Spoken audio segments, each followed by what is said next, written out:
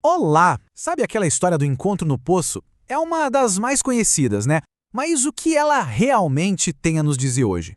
A ideia aqui é ir além da narrativa para a gente descobrir algumas lições poderosas sobre verdade, propósito e como a transformação pode acontecer nos lugares mais inesperados. E tudo já começa com uma provocação. E se o desconforto não for um obstáculo, mas um caminho preparado por Deus? É uma ideia que mexe com a gente, porque nossa tendência é sempre buscar o caminho mais fácil, né?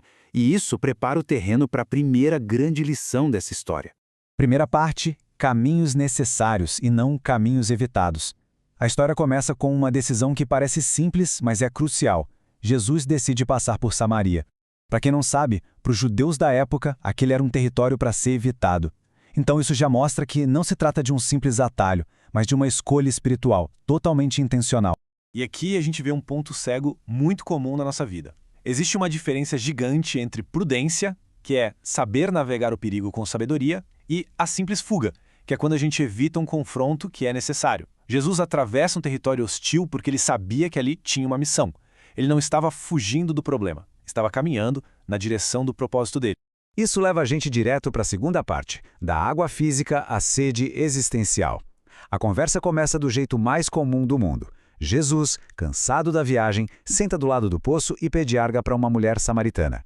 Um pedido simples, quase banal, que acaba se tornando a porta de entrada para um dos diálogos mais transformadores da Bíblia. E logo de cara a gente percebe um desencontro total na conversa. A mulher está pensando na necessidade física dela, ali, na hora, a água do poço. Jesus, por outro lado, está falando de outra coisa, de uma sede muito mais profunda, uma sede da alma.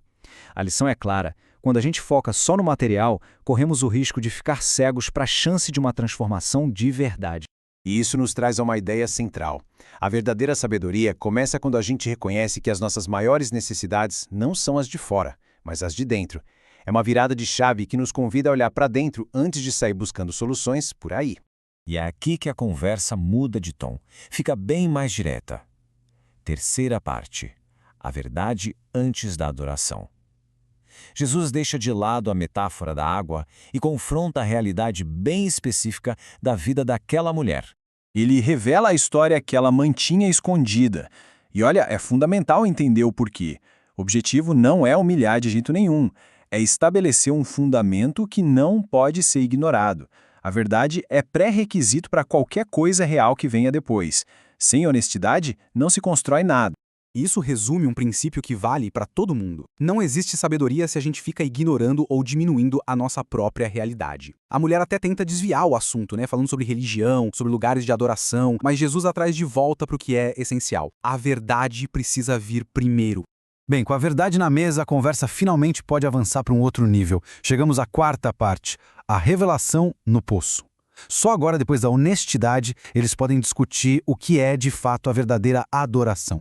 O que Jesus faz aqui é revolucionário. Ele simplesmente desconstrói as ideias comuns sobre religião daquela época. Ele explica que a adoração de verdade vai muito além das briguinhas sobre qual o lugar certo, das tradições vazias, daquela coisa só da boca para fora. Não se trata de rituais, mas de verdade e de um coração alinhado. Então, vem o clímax. Depois de estabelecer a verdade, de redefinir o que é adoração, Jesus se revela diretamente para ela, uma pessoa totalmente improvável para receber essa revelação. Ele diz, sou eu o que fala contigo. Isso quebra qualquer ideia de que a gente precisa merecer ou ser qualificado.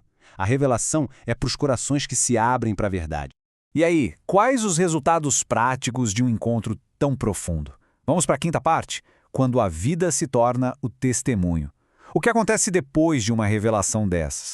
A primeira atitude dela é um gesto simples, mas carregado de significado. Ela deixa o pote de água para trás. Ela foi até o poço com um objetivo e agora esse objetivo foi totalmente substituído por algo infinitamente maior. Aquele pote se torna um símbolo poderoso. Ele representa as prioridades antigas, as necessidades de antes, a vida que ela deixou para trás. A transformação que aconteceu por dentro se manifestou num ato do lado de fora, imediato.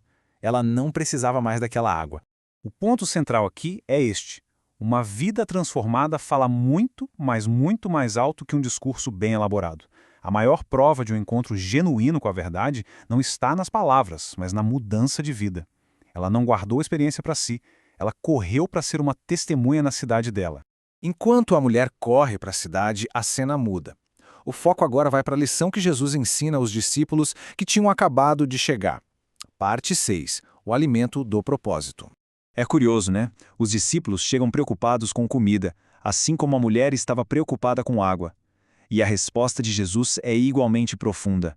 A minha comida é fazer a vontade daquele que me enviou. Aqui, ele revela um princípio fundamental sobre o que realmente nos sustenta. E aqui a gente chega no contraste final.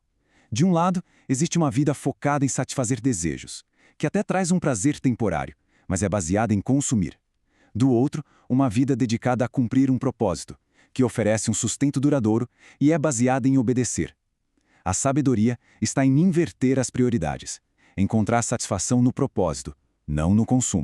E tudo isso nos deixa com uma pergunta para refletir. Uma pergunta que amarra toda essa jornada. O que realmente sustenta uma vida? A busca por satisfazer desejos ou a dedicação a um propósito? A história do encontro no poço sugere que a resposta tem o poder de transformar tudo.